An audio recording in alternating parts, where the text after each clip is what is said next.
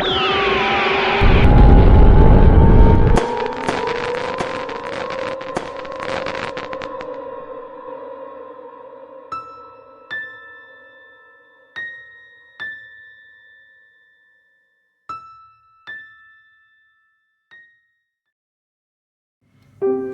kedalaman hutan tropis yang lebat dan rimbun, di antara pepohonan yang menjulang tinggi dan rindang, hiduplah seekor kupu-kupu hijau zamrud bernama Shara.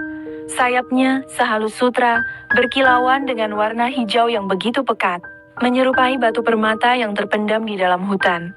Shara bukanlah kupu-kupu biasa. Ia memiliki tekad yang kuat dan rasa ingin tahu yang tak terbendung. Ia selalu terpesona oleh cerita-cerita legenda yang beredar di antara para penghuni hutan, terutama legenda tentang ujung pelangi. Legenda itu bercerita tentang sekuntum bunga ajaib yang tersembunyi di ujung pelangi. Bunga itu konon mampu mengabulkan segala permohonan, mulai dari yang terkecil hingga yang terbesar.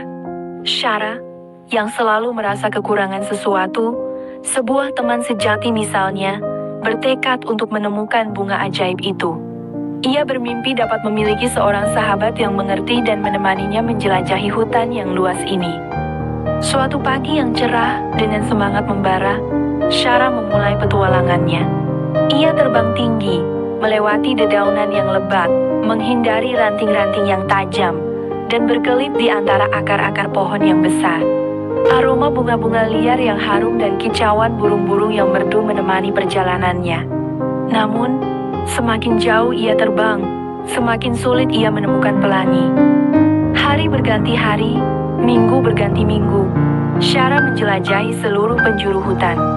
Ia bertemu dengan berbagai macam makhluk hutan, dari monyet yang lincah hingga siput yang lambat. Ia belajar banyak hal dari mereka, tentang kehidupan, tentang persahabatan, dan tentang arti sebuah mimpi. Namun, pelangi tetap tak kunjung ia temukan. Kecewa mulai menggerogoti hatinya. Apakah legenda itu hanyalah dongeng belaka? Apakah bunga ajaib itu hanya sebuah hayalan? Shara merasa lelah dan putus asa. Ia hinggap di atas sebuah bunga teratai yang besar di tepi sebuah danau yang tenang.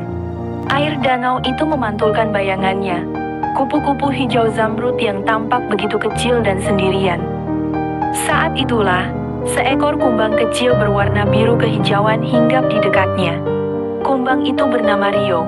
Rio bercerita tentang keindahan dunia, tentang bagaimana setiap makhluk memiliki perannya masing-masing, dan bagaimana persahabatan dapat ditemukan di tempat yang tak terduga.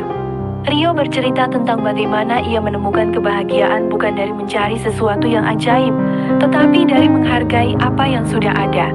Perkataan Rio membuat Shara merenung.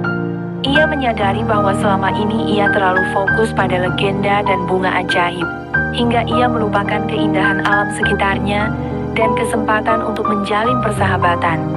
Ia melihat Rio, kumbang kecil yang sederhana namun penuh semangat, dan menyadari bahwa persahabatan sejati dapat ditemukan di mana saja, tanpa harus mencari di ujung pelangi.